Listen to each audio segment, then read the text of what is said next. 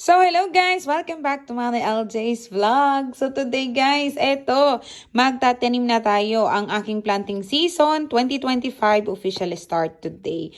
Ayan, nag-snow pa dito sa Sweden. So, kakabalik lang namin dito sa Sweden and start ko na agad magtanim. Kasi may dala akong mga kamote galing sa Pinas na tatry kong patubuin. So, matagal ang kamote guys kasi ang kailangan itanim mo dito ay yung tubo.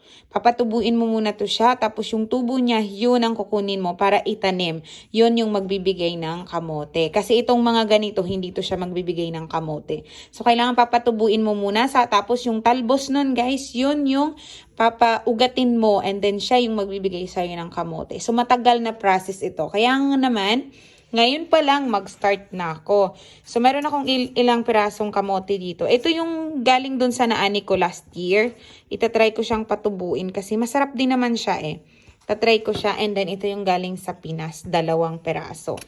So, ayan, imo-moist ko lang itong nakita nyo. May lupa na ako galing pa doon sa labas sa aking, ayan, greenhouse na nag-yellow pa.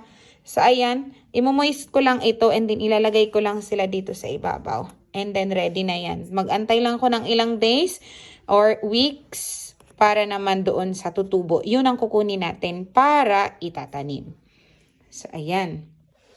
So, ayan na guys. Nabasa ko na itong lupa.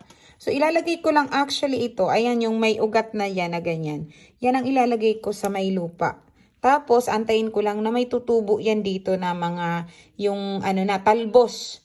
Doon natin kukunin yung itatanim natin later para magbigay ng kamote. So, ganyan lang yung gagawin ko. Tapos, lalagian ko na lang imo-moist itong. Kailangan kasi basa talaga yung lupa para tutubo siya.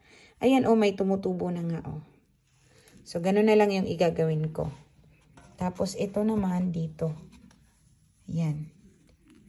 Ayan. Ganyan lang gagawin ko. So, ayan lang guys. Ganito lang. Ganun kasimple. So, pag tumubo na yung talbos niya, yun ang kukunin ko para papaugatin at yun ang magbibigay sa atin ng kamote. Yun ang itatanim ko doon sa labas.